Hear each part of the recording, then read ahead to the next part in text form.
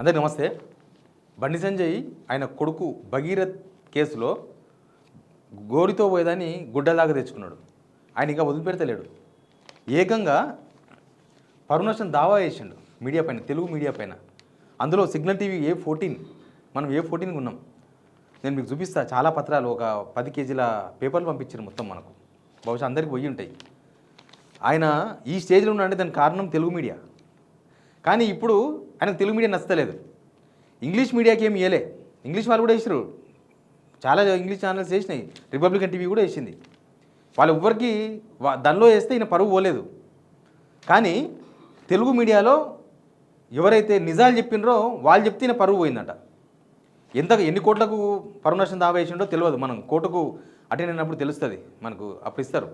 Court నుంచి సమన్లు వచ్చినాయి, పెద్ద పెద్ద నోటీసులు వచ్చినాయి, కిలోలు. ముందు సబ్స్క్రైబ్ చేయండి, షేర్ కూడా చేయండి. మనకి ఇచ్చిన సమన్స్ ప్రకారం నెక్స్ట్ మంత్ 12th రోజు కోర్టుకు అటెండ్ కావాలి. సిటీ సివిల్ కోర్టుకు అటెండ్ కావాలి. ఎన్ని కోట్లకి వేసిండో, ఆయన పరువు ఎంతనో నాకు తెలియదు, ఎన్ని కోట్లో తెలియదు. ఆయన బీఆర్ఎస్ గవర్నమెంట్ ఉన్నప్పుడు అప్పుడు వీళ్ళు కేటీఆర్ వ్యక్తిగత వ్యవహారాలు ఏలుపెట్టిన కొన్ని ఛానల్స్కో దానికో దీనికో నోటీసులు ఇస్తే అట్టెట్లు ఇస్తావు, నీ పరువు ఎంత, నీకు పరువు ఉందా, అసలు పరువు ఉన్నోడైతే పరువు నోటీస్ ఇస్తాడు అన్నాడు. ఈయనకి ఎంత పరువు ఉందనేది నాకు అర్థమైతే లేదు. చూడండి ఒకసారి, ఇవి ఏమన్నా పేపర్లా, ఇంకో ఒక్కొక్క ఛానల్కు ఈయన పంపించారు. ఇవి చదవాలంటే ఒక సంవత్సరం పడుతుంది. దీనిలో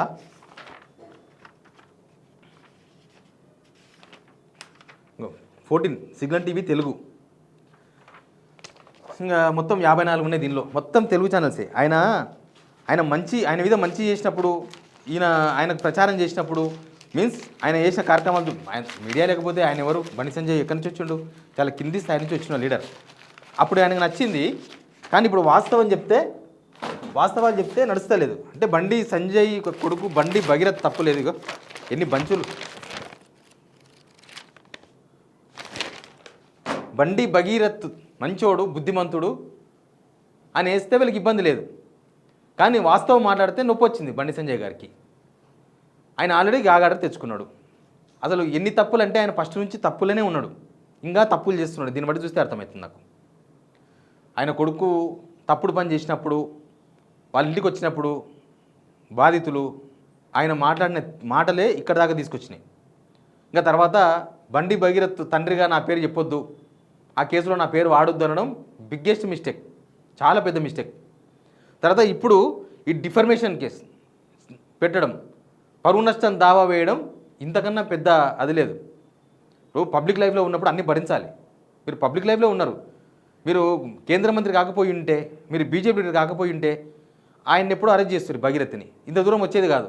రేవంత్ రెడ్డి కూడా పెద్దగా ఇంట్రెస్ట్ ఏం లేదు. అందరి ఇట్లా ఏళ్ళు పెట్టాడు కదా. మీకు ఫ్రెండ్షిప్ ఉంది కాబట్టి ఏళ్ళు పెట్టిండు. మీకు ఫ్రెండ్షిప్ ఉంది కాబట్టి కాపాడే ప్రయత్నం చేసినారు 9 రోజులు.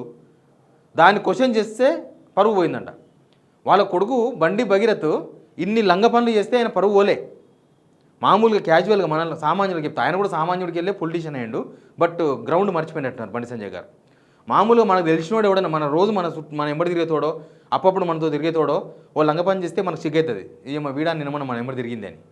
ఇక ఎవడన్నా మనకు బాగా తెలిసినోడు ఇట్లాంటివి ఏమన్నా పనులు చేస్తే ఇక కథం, ఇంకా మనం తలకాయ ఎత్తడం కూడా కష్టం ఉంటుంది ఒక్కోసారి. మరి వాళ్ళ కొడుకు ఆడ మహేంద్ర కాలేజీలో కొట్టినప్పుడు కంట్రోల్ చేస్తే ఇంత జరగకుండే. వాళ్ళ కొడుకు ఇంత కథ చేస్తే ఆయనకు పరువు పోలేదంట. కానీ ఆడ వాళ్ళ కొడుకు చేసిన ఆ పనిని మేము చెప్తే పరువు పోయిందంట. కాబట్టి పరువు నష్టం దావా వేస్తారంట. ఇది ఇంగ్లీష్ మీడియా వేస్తే పరువు నష్టం దావా ఏరా అంటే తెలుగు మీడియా మీద కక్షనా? తెలుగు మీడియాలో మళ్ళీ 2 రకాలు.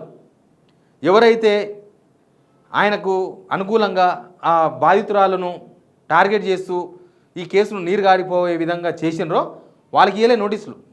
వాళ్ళంతా బుద్ధిమంతులు బండి సంజయ్ గారి దృష్టిలో.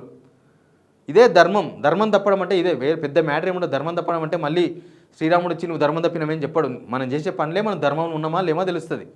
పొద్దుగాలేసి ధర్మం గురించి మాట్లాడే బండి సంజయ్ గారు ఆయన ధర్మం తప్పిండు అనే విషయం మొత్తం ఈ కేసును చూసిన తర్వాత అందరికి అర్థమైపోయింది. ఇప్పుడు కూడా ధర్మం వైపు లేడు ఆయన. మరి అందరికీ ఇవ్వాలి కదా. ఇప్పుడు ఆయన లిస్టులో 54 మంది ఉన్నారు. మిగతా వాళ్ళంతా అమ్ముడు పోయినట్టు లెక్క. ఈ లెక్క ప్రకారం మిగతా వాళ్ళందరూ ఎవరైనా కావచ్చు, వాళ్ళు యూట్యూబ్ ఛానల్స్ వాళ్ళు కావచ్చు, డిజిటల్ మీడియా వాళ్ళు కావచ్చు, శాటిలైట్ ఛానల్స్ వాళ్ళు కావచ్చు, వాళ్ళందరినీ కొన్నాడు అనమాట. బండి సంజయ్ గారు కొన్నారు కాబట్టి వాళ్ళు వార్తలేదు. ఆ అమ్మాయికి అన్యాయం చేసే ప్రయత్నం చేయకపోతే కూడా ఇంత దూరం వచ్చేది కాదు. ఆ ఫ్యామిలీకి ఈయన కేంద్ర మంత్రి పదవి అడ్డం పెట్టుకొని అన్యాయం చేసే పని చేస్తే కదా మొత్తం తెలంగాణ సమాజం స్పందించింది. లేకపోతే ఎందుకు స్పందిస్తుంది? చేసిందంతా మీరు, మీ పరువు తీసుకున్నది మీరు. ఇక మీకు ఎంత పరువు ఉందో తెలుస్తుంది, ఆ రోజు తెలుస్తుంది. మీ పరునాశం దావా వేసినారు కదా, కోర్టు నుంచి సమాన్ కూడా వచ్చినాయి కదా, ఇస్తాం మేము కూడా. ఇప్పుడు పెద్ద పెద్ద ఛానల్స్ కంటే లీగల్ టీములు ఉంటాయి, వాళ్ళకి జీతాలు ఇస్తారు, లక్షలు వాళ్ళ పనులు చేసుకుంటారు. మాలాంటి వాళ్ళకు కూడా మేము అడ్వకేట్ పెట్టుకోవాలంటే మాకు 10,000 బొక్క, మాకు ఇంత డబ్బులు ఖర్చు, మాతో ఇన్ని డబ్బులు ఖర్చు పెట్టిస్తారేమో మీరు, కానీ మా గొంతులు అయితే నొక్కలేరు. మీరు భయపడి విధమని చూస్తున్నారు. బహుశా ఇది మీరు ఇంకా తెగిందాకా గుంతామని చూస్తున్నట్టున్నారు. ఇది తెగితే మీకే ప్రమాదం, మాకేం ఇబ్బంది లేదు, మేము ఇట్టే మాట్లాడతాం. మేము ఇంకో 10 కేసులు పెట్టినా ఇట్టే మాట్లాడతాం, మేమేం భయపడం. కానీ ఒక కామన్ పీపుల్ నుంచి వచ్చిన బండి సంజయ్ గారు ఆ బేస్ను వదిలేసిన అర్థమైంది. ఆయన అది వదిలేసింది. ఇంకా నేను ఆయనకు మంచి చెప్పినప్పుడు ఆయన అన్ని మెట్లు ఎక్కడికే మీడియానే కారణము. కానీ ఇప్పుడు ఆ మీడియా ఆయనకు అనవసరం. ఇప్పుడు ఆయన చేసే తప్పులు, ఆయన కొడుకు చేసే తప్పులు అన్నింటిని కవర్ చేసే వాళ్ళే ఆయనకు అసలైన మీడియా, వాళ్ళే బుద్ధిమంతులు అనమాట. ఇంకా మిగతా వాళ్ళందరూ ఈ లంగ పనులు చేస్తున్నారు, లేకపోతే పలానా పని చేసినారు, పలానా ఇది చేసినారు అంటే మాత్రం నచ్చదు. వాళ్ళకి నోటీసులు ఇస్తారు, వాళ్ళని కోర్టుకు లాగుతారు. తెలంగాణ సమాజం గమనించాలి. ఒక మనిషి మంచోడా చెడ్డోడా అని తూకం వేసేసి చూడం మనం. వాళ్ళు చేసే పనులను చూసి, వాళ్ళు చేస్తున్న పనులను చూసి అది వాళ్ళ వ్యవహారం ఏందో మనం లెక్క పెడతాం. ఇక్కడ కూడా ఈ కేసులో చాలామంది క్యారెక్టర్ కోల్పోయారు. బండి భగీరథ్ కేసులో చాలామంది క్యారెక్టర్ కోల్పోయారు. పైకి షోపుట వేసుకొని ఇద్దరు గన్మెన్లను పెట్టుకొని చెప్పుకున్న వాళ్ళంతా తేలిపోయినారు. చూసినాం కదా మనం, కొత్త పార్టీలు పెట్టిన వాళ్ళు రక్షణ, భిక్షణ, భక్షణ అందరూ పోయినారు. వాళ్ళందరూ జనాలకు అర్థమైపోయింది. ఇక బండి సంజయ్ గారు ఇప్పుడు ఇంత పెద్ద పెద్ద బండిల్స్ వేసి పంపించారనమాట. కోర్టుకు వస్తారా చూస్తున్నామని, మరి ఏందో తెలియదు. ఇప్పుడు ఆయన అంతకుముందు మాట్లాడినట్టు ఇప్పుడు లేడని అర్థమవుతుంది. అంతకుముందు కేటీఆర్ పర్మిషన్ దావా వేసిన ఆయన మీద వేసినప్పుడు ఆయన ఏమన్నాడు తెలుసా? వినిపిస్తుంది చూడండి. దేని పని చేస్తుందన్న? పరువు ఉన్నాడు పర్మిషన్ దావా, పరువు లేనోడు పర్మిషన్ దావా వేస్తే ఏమొస్తుంది అన్న? అప్పుడు కేటీఆర్ పంపించినప్పుడు ఈ మాట మాట్లాడింది. మరి ఇప్పుడు ఈ పర్మిషన్ దావా పరువు ఎక్కువ పంపించిండా? ఏమన్నా సక్కనైన పని చేసిండా వాళ్ళ కొడుకు? ఏమైనా దేశాన్ని ఉద్ధరించే పని చేసిండా? తెలంగాణ ఉద్ధరించే పని ఏమైనా చేసిండా? ఆయన చేసిన ఆ ఘోరమైన పని ఎవరైనా యాక్సెప్ట్ చేస్తారా?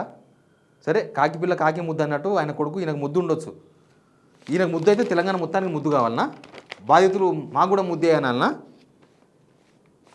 ఈ కిలోలు ఇంత కాన్సన్ట్రేషను వాళ్ళ కొడుకు ఆ రోజు ఎప్పుడో వాళ్ళ మీద కొట్టినప్పుడు, బెదిరించినప్పుడు, బార్ల పడి తిరిగినప్పుడు కంట్రోల్ చేసే కాన్సన్ట్రేషన్ పెట్టింటే ఇంత దూరం వచ్చేది కాదు. ఇప్పుడు అందరికి నోటీసులు ఇచ్చి బెదిరించి దారికి తీసుకొచ్చుకుందాం అంటే ఏందో. ఇప్పటికైనా బండి భగీరథ్ చాలా బుద్ధివంతులని చెప్పాలా మేము? చెప్పండి, అట్లా ఏమైనా కోరుకుంటే చెప్పుదాం, మరి మాట్లాడదాం ఎంత బుద్ధిమంతుడు. ఈయన పరువు ఎంత ఉందో కూడా మనకు తెలుస్తుంది. కోర్టుకు పోయినప్పుడు ఆ రోజు ఇస్తారు మనకు పేపరు. ఆ రోజు ఈయన ఎన్ని కోట్లు ఈయన పరువు అనేది కూడా అర్థమవుతుంది. చూద్దాం. Please subscribe.